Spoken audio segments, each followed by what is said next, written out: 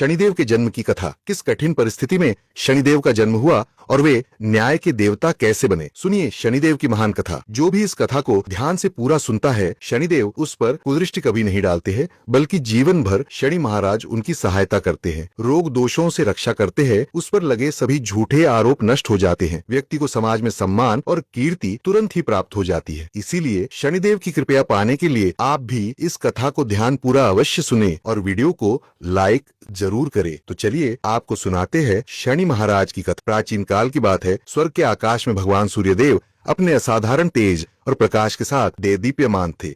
उनका तेज इतना प्रखर था कि देवों और मानवों सबके लिए वे जीवन के स्रोत थे। सूर्यदेव का विवाह विश्वकर्मा की पुत्री देवी संज्ञा से हुआ था। संज्ञा कोमल स्वभाव की थी और पतिव्रता थी, परंतु सूर्यदेव के तेज को सह पाना उनके लिए दुष्कर होता जा रहा था।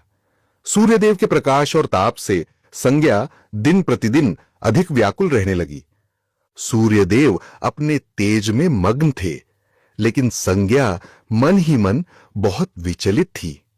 एक दिन सूर्यदेव ने संज्ञा से स्नेहपूर्वक पूछा, देवी, तुम इतनी चिंतित और थकी थकी सी क्यों दिखती हो?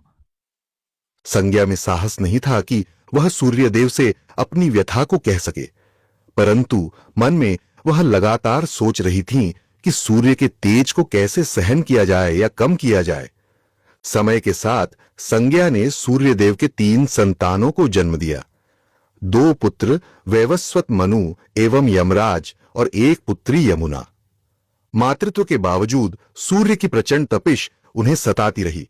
अंततः संज्ञा ने एक कठिन निर्णय लिया। उन्होंने निश्चय किया कि वे तपस्या द्वारा अपनी शक्ति बढ़ाएंगी या ऐसा उपाय निकालेंगी कि सूर्यदेव का तेज किसी प्रकार कम हो सके। लेकिन बच्चों को छोड़कर तप करने जाना सरल नहीं था।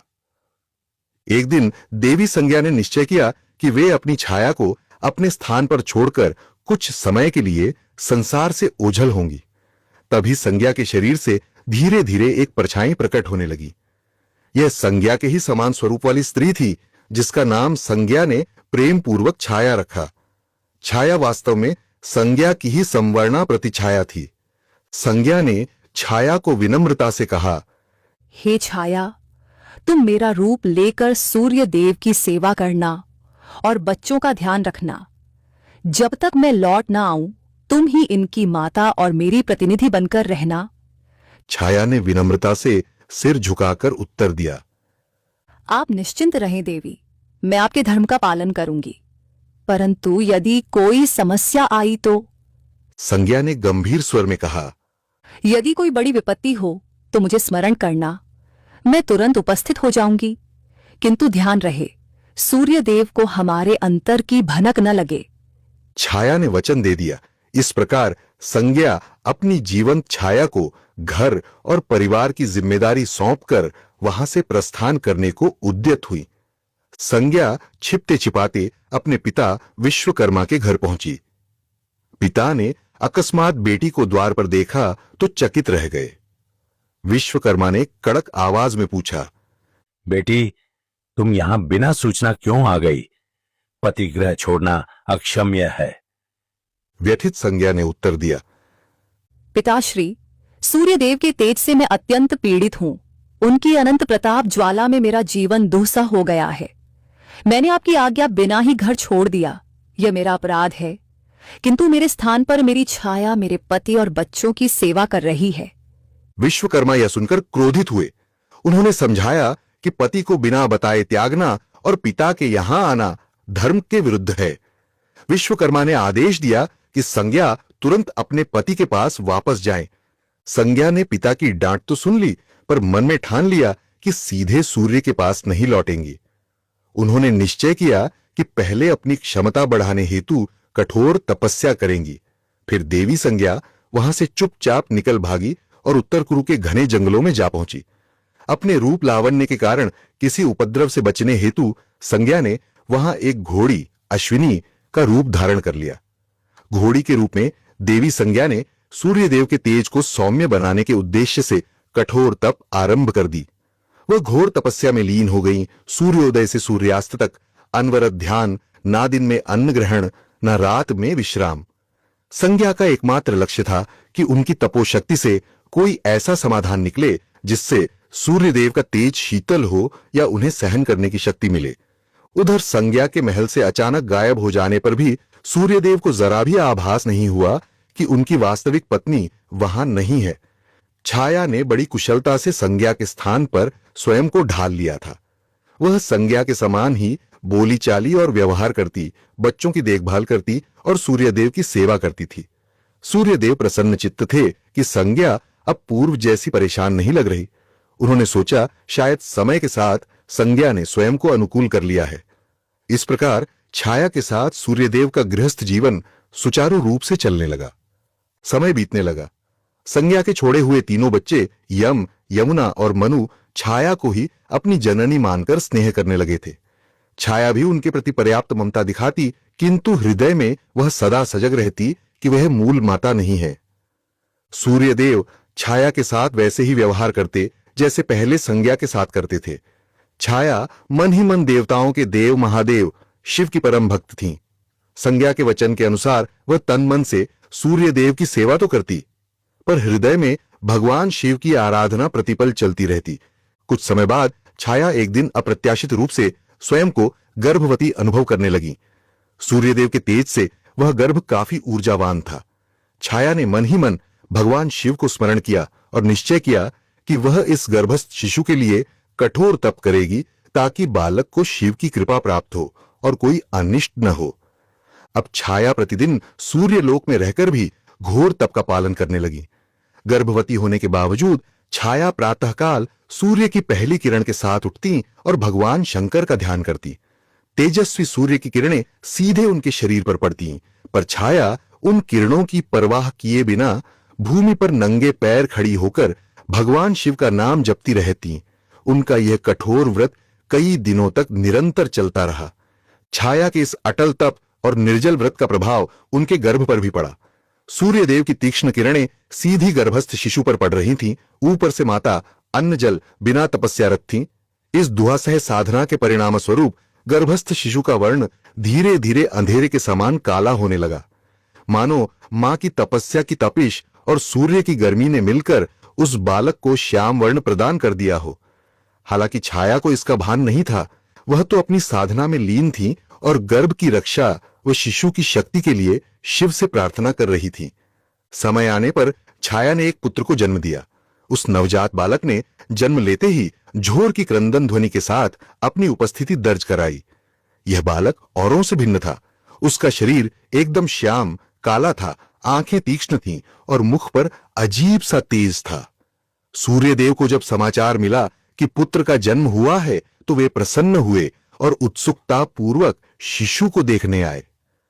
जैसे ही सूर्यदेव की दृष्टि बालक पर पड़ी, उनका मुख आश्चर्य और असमंजस से खुला रह गया। ये क्या है? इसका रंग इतना काला क्यों है? सूर्यदेव के मुख से अनायास निकला। नवजात शिशु का श्याम वर्ण देखकर सूर्य को आश्चर्य हुआ और तुरंत ही उनके मन में संशय के बादल घिर आए। उन्होंने मन में सोचा कि उनकी तेजस्वी रक्त सेना वंश में ऐसा काला बालक कैसे जन्म ले सकता है। पल भर में प्रसन्नता क्रोध में बदल गई। सूर्यदेव की भ्रुकुटी तन गई और आंखें लाल हो उठीं। छाया उनके मनोभाव समझकर घबरा गईं। उन्होंने शांत स्वर में समझाना चाहा, हे देव, बालक का वर्ण संभवतः मेरे कारण श्याम हुआ है। गर्भावस्था में मैंने कठोर तप किया, भोजन भी नहीं किया। शिशु पर शायद उसी का प्रभाव पड़ा है। पर क्रोध में अंधे हो रहे सूर्यदेव पर छाया की बातों का कोई असर नहीं हुआ। सूर्यदेव एक कदम आगे बढ़ाए और गर्जना करते हुए बोले, झूठ मत बोलो।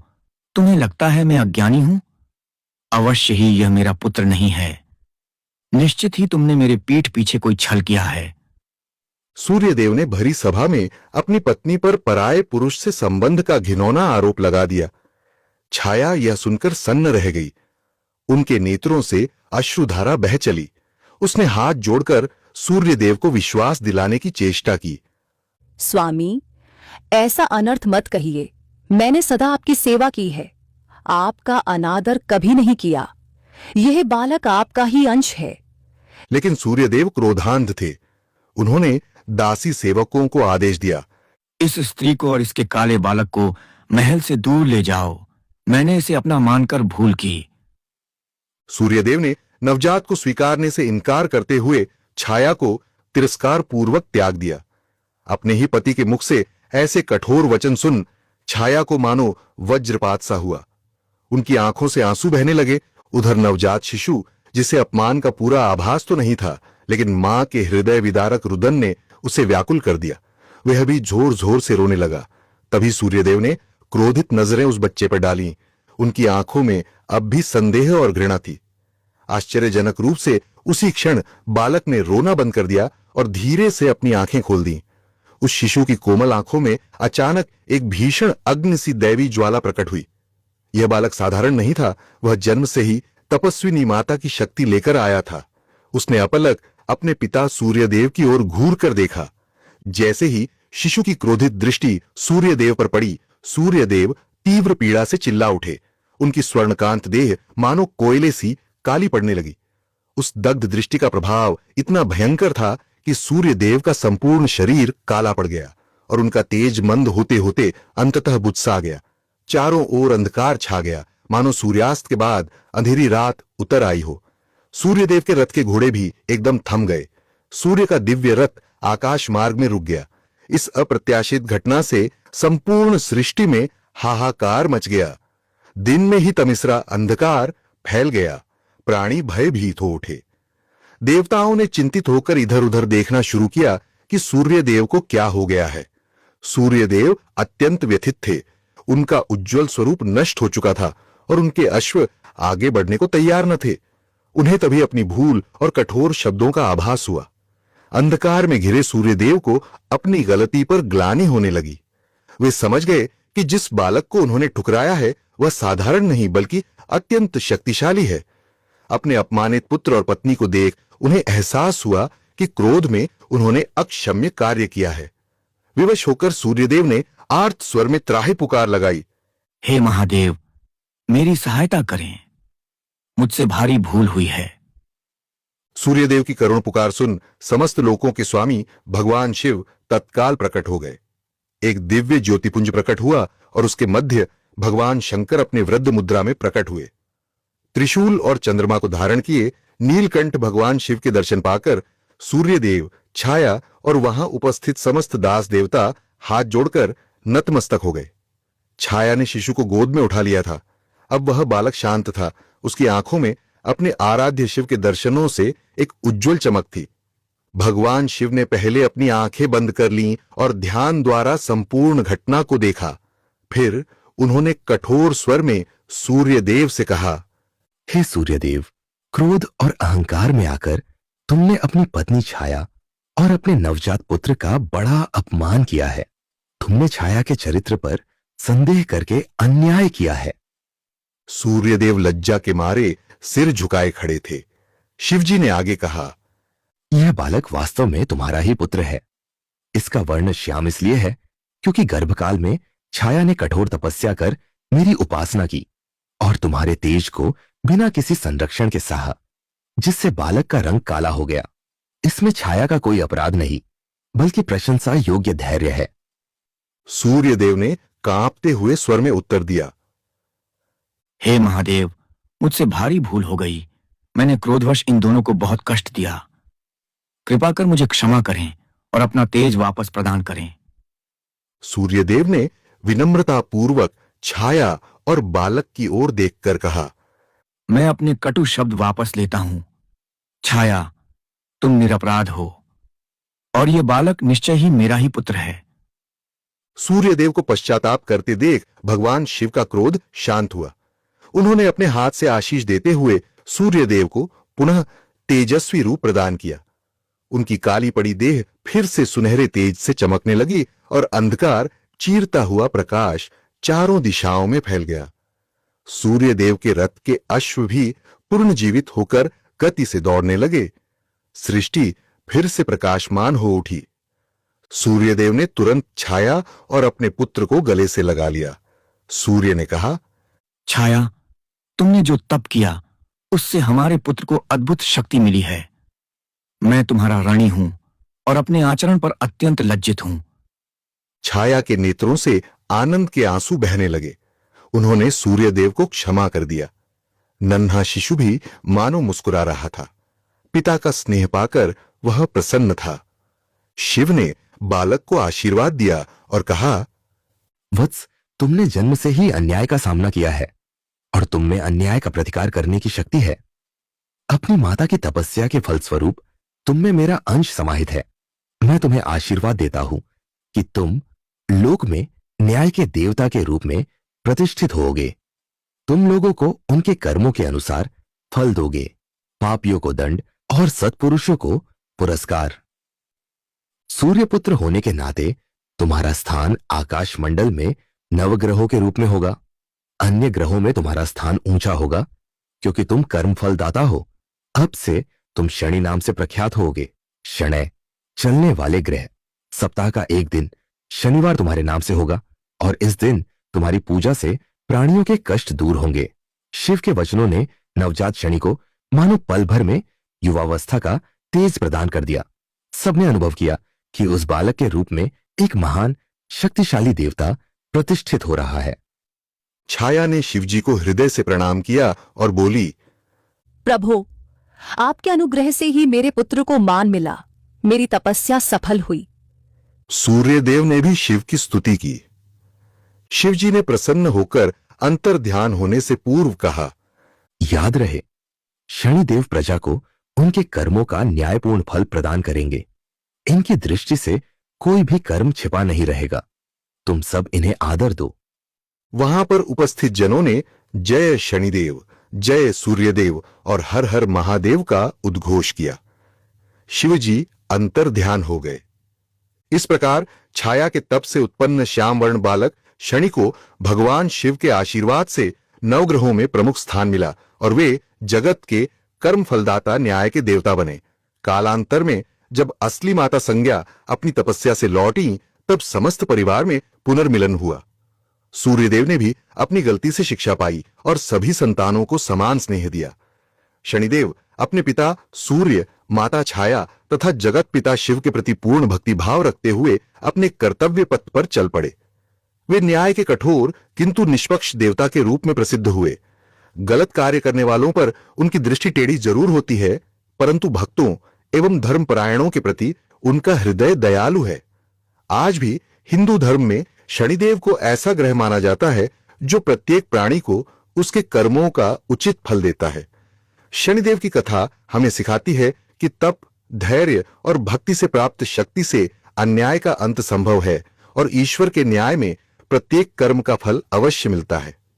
तो दोस्तों, उम्मीद है आपको शनिदेव की यह कथा पसंद आई होगी।